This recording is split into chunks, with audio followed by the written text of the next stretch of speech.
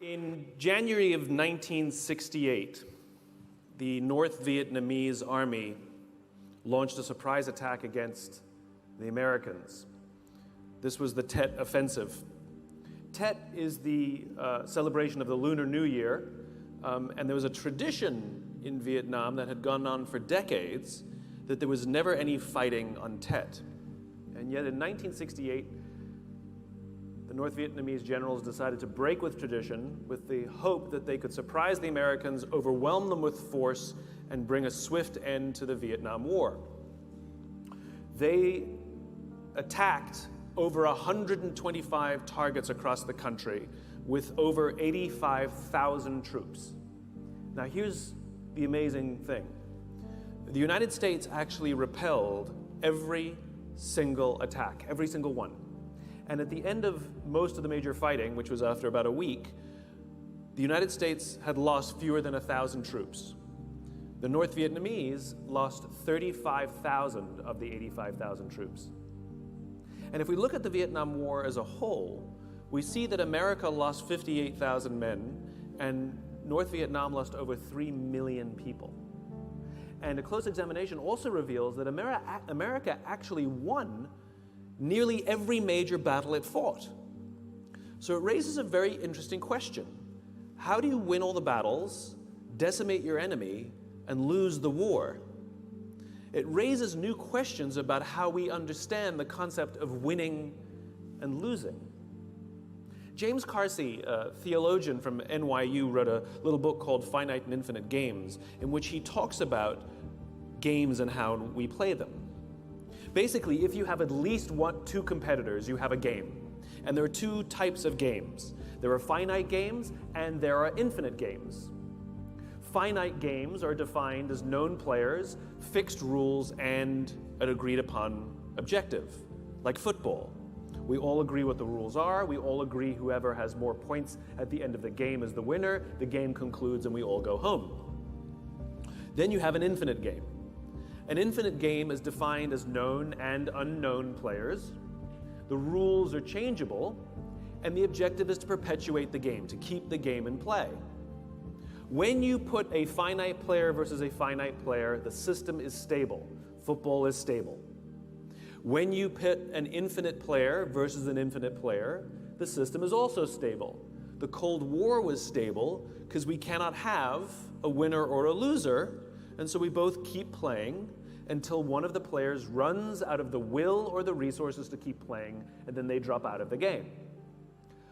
Problems arise, however, when you pit a finite player versus an infinite player, because a finite player is playing to win, and an infinite player is playing to keep playing, and they make very different strategic choices.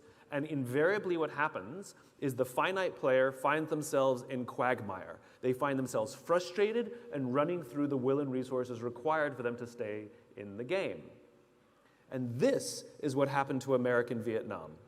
America was fighting to win, and the North Vietnamese were fighting for their lives. A very different set of strategic choices were made. And it's not so much that America lost, it's that they ran out of the will or the resources to continue to stay in the game, and so they dropped out. So this gets me thinking. There's no such thing as winning global politics. There's no such thing as winning governance. And there's definitely no such thing as winning business. But when we listen to the language of too many leaders, they don't know the game we're in. They talk about being number one, or being the best, or beating their competition. Based on what? Based on what metric? Based on what time frame? These are infinite games. And when we play with a finite mindset in an infinite game, there's a few very predictable things that happen. Trust declines, cooperation declines, innovation declines, and eventually we run out of the will or the resources to play, and in business we call this bankruptcy or merger and acquisition.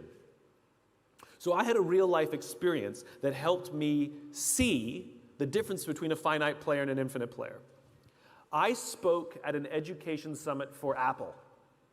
I also spoke at an education summit for Microsoft.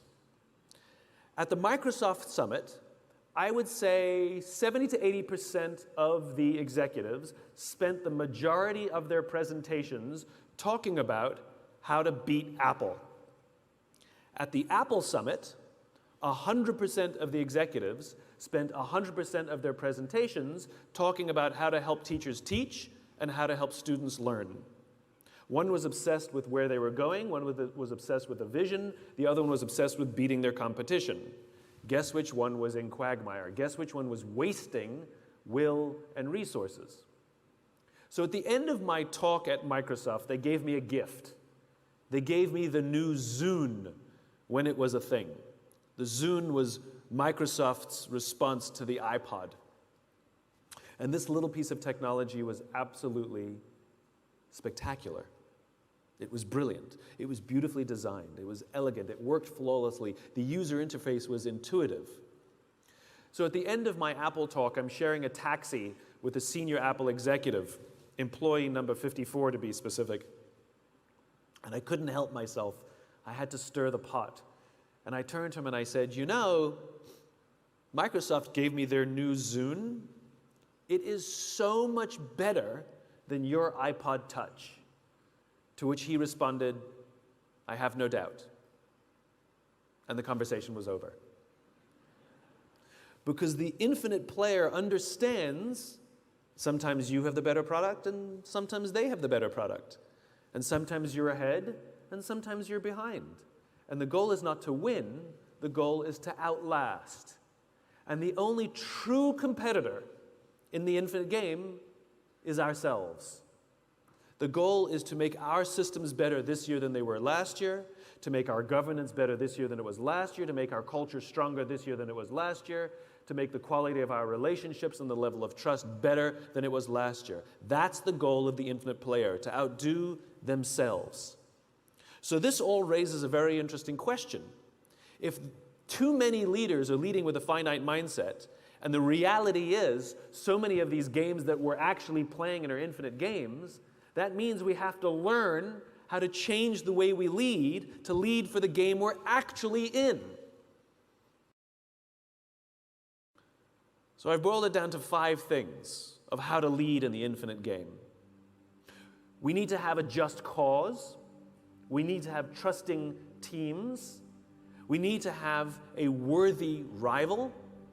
We need to have a capacity for existential flexibility. And we need to have the courage to lead. Just cause. A just cause is a cause so just we would be willing to sacrifice our interests in order to advance that cause. That could mean taking a job for less money because I believe in what we're doing here. It happens very often that we're doing something we believe in and someone wants to bring us to their company and they think that simply by showering us with money we'll leave. But when we believe desperately in what the work that we're doing, we easily turn down the better salary. That's a sacrifice in order to be a part of something we believe in. Maybe working late hours or frequent business trips, being away from our families. We don't like these things, but for some reason it feels worth it. It feels worth the sacrifice to be a part of something larger than ourselves. And every leader with the capacity to lead for the infinite game offers their people a sense of just cause. Steve Jobs famously believed that the individual should stand up to Big Brother. It wasn't about computers per se, it wasn't about design, but he saw the computer as the perfect tool to empower individuals to stand up to the status quo. He imagined a world in which one day, one person with a computer could compete against a corporation. Well, that's the world we live in today. This is what his just cause was. And all the people who believed in that kind of individual power were drawn to Apple. They wanted to work there and they wanted to buy from Apple. It's not an accident that creative people and young people were so drawn to the brand. They like the idea of standing up to Big Brother, standing up to the status quo. We must give our people a sense of just cause, a cause so just they would be willing to sacrifice in order to advance that infinite ideal, a vision of the world that does not yet exist. Number 2, we have to have trusting teams. I was on a business trip in Las Vegas, and they put me up at the Four Seasons, beautiful hotel. And one of the reasons it's a beautiful hotel is not simply because of the fancy bed. Any hotel can buy a fancy bed. It's because of the people who work there. That when they say hello to you, you get the distinct sense that they wanted to say hello, not that they were told to say hello. We're highly attuned social animals. We can tell the difference. They happened to have a coffee bar in the lobby. And so one afternoon, I went to buy myself a cup of coffee, and the barista working that day was a young man named Noah. Noah was funny. He was engaging. I enjoyed buying a cup of coffee from him. I stood there for far too long buying a cup of coffee just because I enjoyed talking to Noah. So as is my nature, I asked Noah, "Do you like your job?" And without skipping a beat, Noah says to me, "I love my job." Now, in my line of business, that's significant.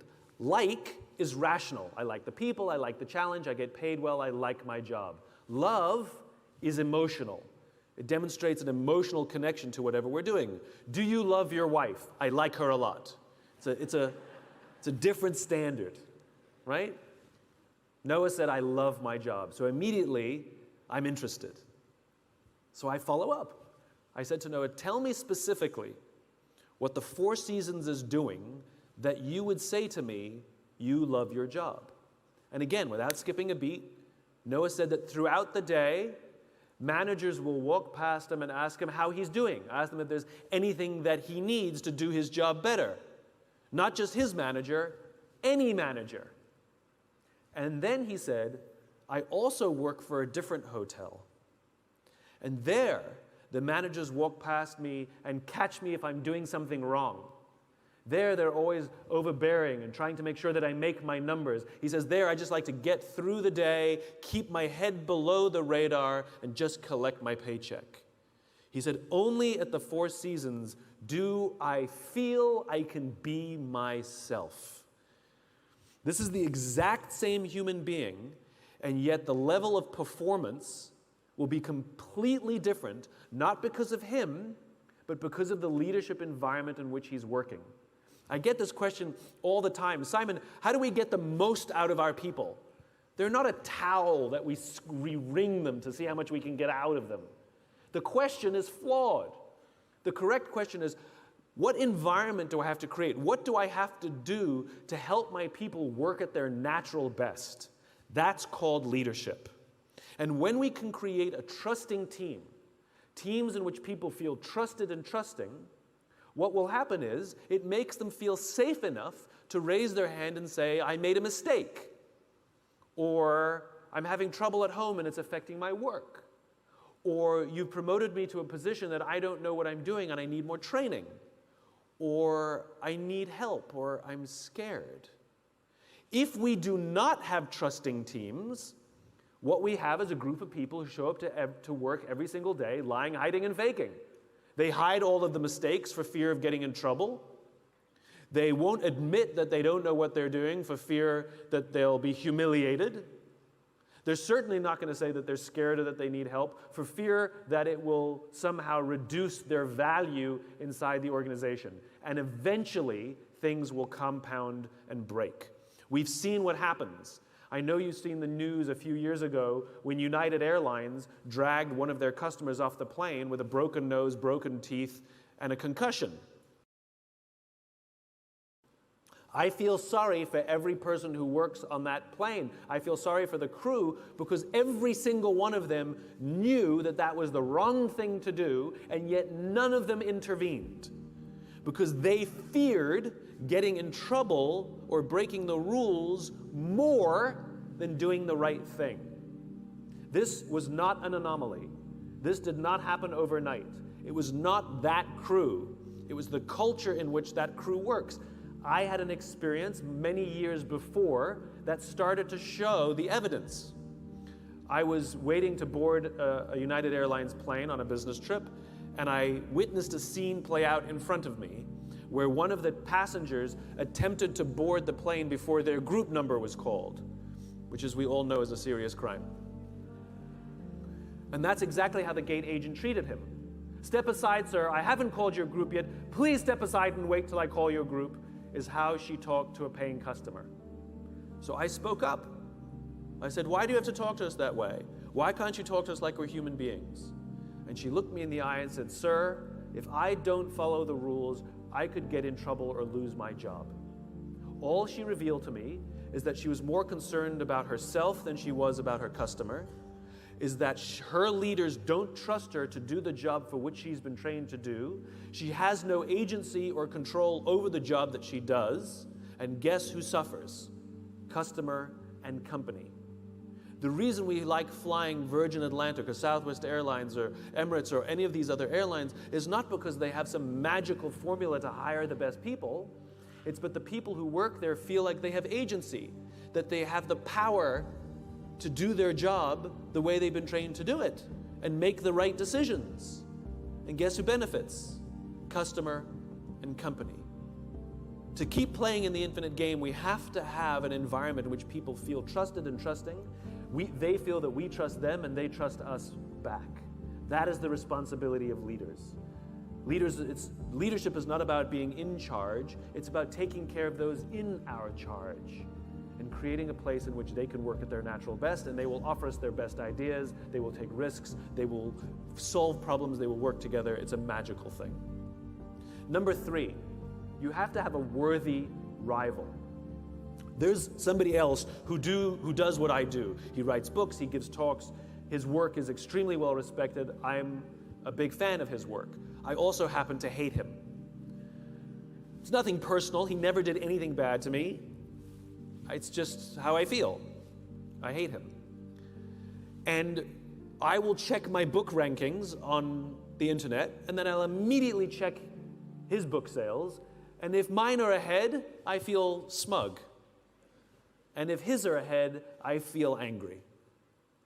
So one day we were invited to speak on the same stage together. And I don't mean him in the morning and me in the afternoon. I mean actually together. We would be interviewed on the stage together. And the interviewer thought it would be fun if we introduce each other. So I went first.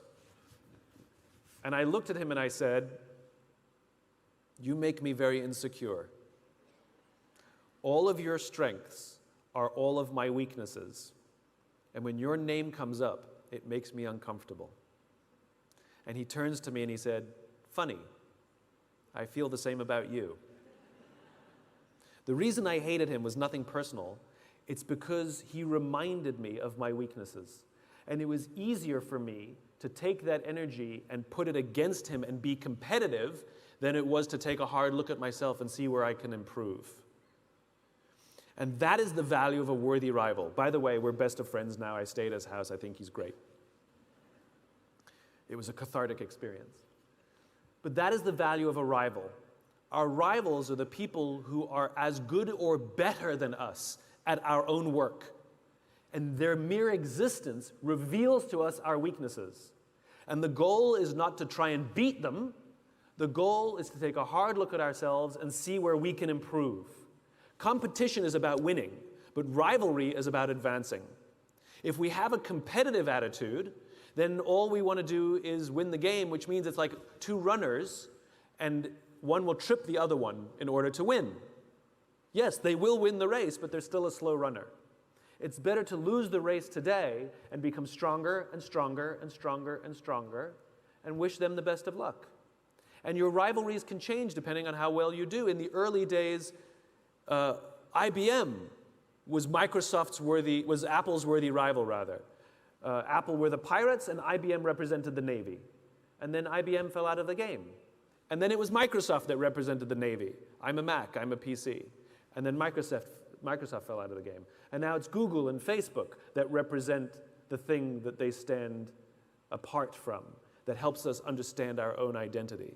Who are your worthy rivals? They can be individuals, they can be organizations, they can be nation states, people we admire and push us to be better versions of ourselves. Next, you have to have the capacity for existential flexibility. What does that mean? So, Apple had already come off the success of the Apple I and the Apple II, It's already a huge company, it's already very famous, it's successful, and they're working on their next big project. And then, coincidentally, at that time, around 1981, Steve Jobs and some of his senior executives went on a tour of Xerox PARC. And there, Xerox showed them an innovation that they had come up with called the graphic user interface. And it would allow us to use a mouse to control the cursor on the screen to click on folders and move them around to use the computer. Prior to that, you had to know a computer language, like DOS. And remember Steve Jobs' vision. Remember his just cause, which is to empower the individual to stand up to the status quo. And when he saw this amazing innovation called the graphic user interface, he immediately saw that this was a way more powerful way to get more people to use a computer, because it was so much simpler and easier to use. So as they're leaving Xerox, he says to his people, we have to invest in this. And his people say, we can't. One of the voices of reason said, Steve, we can't. We've already invested countless man-hours and millions of dollars in an entirely different strategic direction. If we reinvest in the graphic user interface, we will blow up our own company. To which Jobs actually said, better we should blow it up than someone else. That decision was the Macintosh. A computer platform so profound that the entire software of Windows is designed to work like a Macintosh. It literally changed the world, and the reason we all have a computer at home and at work is because they're so easy to use. That's existential flexibility. It's the ability to make a profoundly different strategic shift because we find a better way to advance our cause. And even if we have invested in one direction, this is better. And for the person who makes the existential flex, to the outside world, it'll look like you're crazy. Why would you abandon something that's working? But to the person who makes the existential flex, because they're so driven by cause, they perceive the risk as staying in the path that they're on. That it is a much smaller risk. It's the obvious thing that they have to do to adjust. Kodak did the opposite. George Eastman, the founder of Kodak, had a just cause about democratizing photography, and everything the company did was about making photography simpler and simpler and simpler. And in 1975, the company invented the digital camera, and they suppressed the technology for fear that it would cannibalize film sales. They knew that they had about 10 years before someone else would figure it out, and over the course of those 10 years, they did nothing. And sure enough, more companies started to introduce digital technology.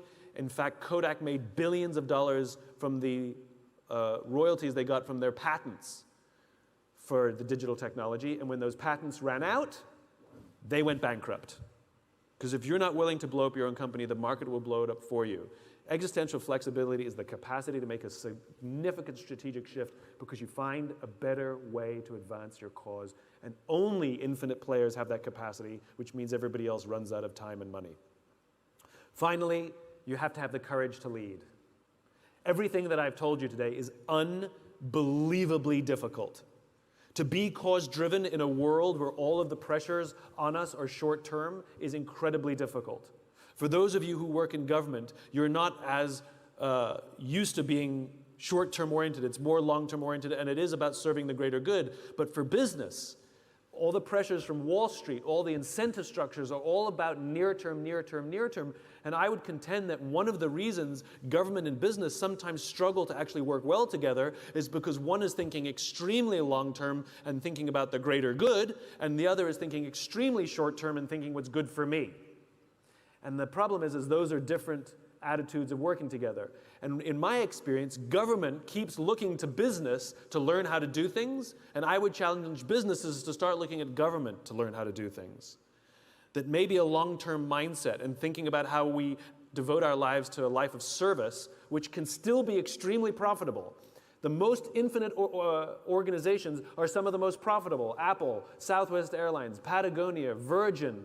These are incredibly infinite thinkers, and they're some of the most profitable companies in their industries because of their cause, because of their teams, because of their ability to innovate.